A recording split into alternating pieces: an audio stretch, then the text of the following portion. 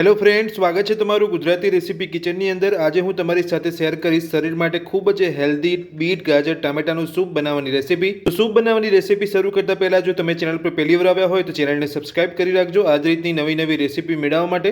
તો બીટ ટામેટા ગાજરનું સૂપ બનાવવા માટે તમે અહીંયા જોઈ શકો છો મેં એક ગાજર લીધું છે, 3 ટામેટા લીધા છે અને અહીંયા એક બીટ લીધું છે। બીટને તમે અહીંયા જોઈ શકો છો મેં અહીંયા ઉપર અને નીચેનો ભાગ કટ કરીને ઉપરથી થોડું છોલી લીધું છે। તો તમારે આ જ રીતે ઉપર અને નીચેનો ભાગ કટ કરીને છોલી લેવાનું છે। તો બીટ ટામેટા ગાજરને મેં અહીંયા પહેલેથી ધોઈને જ રાખેલા છે, તમારે પણ આ જ રીતે ધોઈને લઈ લેવાના છે। તો હવે આપણે બીટ ટામેટા ગાજરને કટ કરી લઈશું।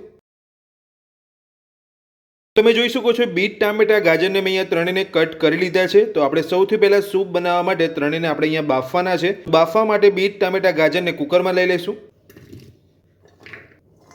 તો કટ કરેલા બીટ ટામેટા ગાજરને આપણે અહીંયા કુકરમાં લઈ લીધા છે। તો હવે આપણે તેની અંદર જે લીલા ધાણાની ડંડીનો ભાગ જે હોય છે તે આપણે અહીંયા ઉમેરી લઈશું। તો આ રીતે જે લીલા ધાણાની ડંડીનો જે ભાગ હોય છે એ કટ કરીને તમારે લઈ લેવાનો છે। તો હવે આપણે તેની અંદર 1 ગ્લાસ જેટલું પાણી ઉમેરીશું। તો હવે બીટ ટામેટા ગાજરને બાફવા માટે કુકરનું ઢાંકણ બંધ કરીને 3 વિસલ કરી લઈશું। 3 વિસલ થઈને કુકર આપણું ઠંડુ થઈ ગયું છે। તો હવે આપણે ચેક કરી લઈશું। બીટ ગાજર ટામેટા આપણે અહીંયા બફાઈને તૈયાર છે। તો હવે આપણે અહીંયા પાણી ઉમેરીને બધું જ બાફ્યું છે। તો હવે આપણે બધું સરસ ગાળી લઈશું। આ રીતે તમારે બીટ ગાજર ટામેટાને કુકરમાંથી લઈને ગાંડીની અંદર ગાળી લેવાના છે, જેથી જે પાણી રહેલું એ બધું જ આ રીતે નીકળી જાય। તો ગાળ્યા પછી જે ગાંડીની અંદર આપણે અહીંયા બીટ ટામેટા ગાજર રહ્યા છે તેને આપણે મિક્સર જારની અંદર લઈને પીસી લઈશું।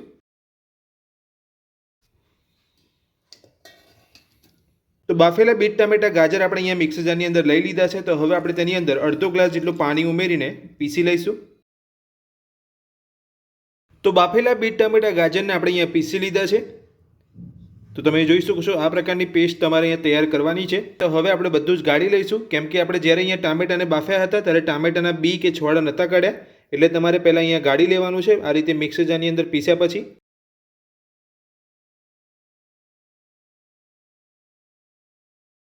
તો આ રીતે તમારે ગળણી દ્વારા અહીંયા બધું જ ગાળી લેવાનું છે। જો તમે આ સૂપની અંદર આદુ લસણ ઉમેરવા માંગતા હોય તો પણ અહીંયા ઉમેરી શકો છો। જ્યારે તમે અહીંયા બધું જ બાફવા મૂકો છો ત્યારે તમારે એડ કરી લેવાનું છે। તો આપણે જે અહીંયા મિક્સર જારની અંદર પેસ્ટ બનાવી છે એ બધી જ પેસ્ટને આ રીતે આપણે ગાળી લઈશું। કુકરની અંદર બીટ ગાજરને બાફ્યા પછી જે આપણે અહીંયા ગાળ્યું હતું એ પાણી તમારે ફેંકવાનું નથી, તેની અંદર જ આ પેસ્ટને આપણે ગાળવાની છે। પાણી અહીંયા ગાળીને રાખ્યું હતું તેની અંદર જ અહીંયા પેસ્ટને હું અહીંયા ગળણીથી ગાળી રહ્યો છું। તો તમે જોઈ શકો છો બધી જ પેસ્ટને આપણે અહીંયા ગાળી લીધી છે। તો પેસ્ટને ગાળી લીધા પછી તમે જોઈ શકો છો ગાળણીની અંદર જે અહીંયા ભાગ રહ્યો છે વધારાનો એને તમારે અહીંયા યુઝ નથી કરવાનો, તેને ફેંકી દેવાનો છે। તો આપણે અહીંયા બધું જ ગાળી લીધું છે। તો બધું જ અહીંયા ગાળી લીધા પછી હવે તેને આપણે ગેસ ઉપર કૂક કરી લઈશું। તો સૂપને કૂક કરવા માટે અહીંયા ગેસ ઉપર મેં એક કઢાઈ મૂકી છે, એની અંદર 1 મોટી ચમચી જેટલું બટર લઈશું। બટરને આપણે અહીંયા ઓગળવા દઈશું। તો બટર આપણું અહીંયા ઓગળી ગયું છે। તો હવે આપણે તેની અંદર સૂપને ફ્લેવર આપવા માટે 3 લવિંગ ઉમેરીશું, 1 તમાલપત્ર ઉમેરીશું, 1 તજનો ટુકડો ઉમેરીશું। તો બધું જ આપણે અહીંયા સરસ બટરની અંદર સાંતળી લઈશું। આ રીતે તમે અહીંયા તમાલપત્ર, લવિંગ અને તજનો ટુકડો ઉમેરશો તો તમારો જે સૂપનો ફ્લેવર છે એકદમ સરસ આવશે। આપણે અહીંયા બધું સરસ સાંતળી લીધું છે। તો આપણે જે અહીંયા ગાળીને રાખ્યું છે સૂપને એ આપણે અહીંયા ઉમેરી લઈશું। તો તજનો ટુકડો અને લવિંગ અને તમાલપત્ર આપણે અહીંયા ફ્લેવર માટે જ એડ કર્યા છે। જ્યારે અહીંયા સૂપ બનીને તૈયાર થઈ જાય ત્યારે તમારે છેલ્લે તેને કાઢી લેવાના છે। તો અહીંયા બધું સરસ મિક્સ કરી લઈશું અને સૂપને સરસ રીતે આપણે ઉકળવા દઈશું। સૂપ ઉકળતા પહેલાં આપણે તેની અંદર 2 ચપટી જેટલો કાળા મરીનો પાવડર ઉમેરીશું। જો તમે અહીંયા સૂપને થોડું તીખું વધારે કરવા માંગતા હોય તો તમે અહીંયા કાળા મરીનો પાવડર વધારે પણ ઉમેરી શકો છો। તો હવે આપણે સૂપની અંદર સ્વાદ પ્રમાણે મીઠું ઉમેરીશું,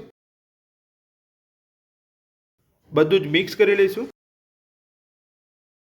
અને સૂપને આપણે અહીંયા બરાબર ઉકળવા દઈશું। તો આ રીતે તમારે સૂપને ઉકળતા પહેલાં અહીંયા કાળા મરીનો પાવડર અને સ્વાદ પ્રમાણે મીઠું ઉમેરી લેવાનું છે। તો તમે જોઈ શકો છો સૂપ આપણું અહીંયા ઉકળી ગયું છે। તો તમે અહીંયા જોઈ શકો છો સૂપની થિકનેસ એકદમ પરફેક્ટ આવી છે। જો તમે અહીંયા સૂપને થોડું પાતળું કરવા માંગતા હોય તો પાણી ઉમેરી શકો છો, પણ જો તમે અહીંયા સૂપને જાડું રાખવા માંગતા હોય તો પહેલેથી જ તમારે પાણી થોડું ઓછું ઉમેરવાનું છે। તો હવે આપણે જે સૂપની અંદર પહેલાં ફ્લેવર માટે આખા મસાલા એડ કર્યા હતા એ કાઢી લઈશું। તો સૂપ ઉકળ્યા પછી આપણે જે આખા મસાલા ઉમેર્યા હતા તજ, લવિંગ અને તમાલપત્રને કાઢી દીધા છે। તો આપણું સૂપ બનીને અહીંયા તૈયાર છે। તો હવે આપણે ગરમા ગરમ સૂપને એક બાઉલમાં સર્વ કરી લઈશું।